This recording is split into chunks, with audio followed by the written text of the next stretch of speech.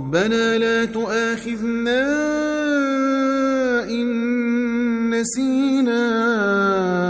أو أخطأنا ربنا ولا تحمل علينا إصرا كما حملته على الذين من قبلنا ربنا ولا تحملنا ما لا طاقة لنا به واعف عنا واغفر لنا وارحمنا أنت مولانا فانصرنا على القوم الكافرين.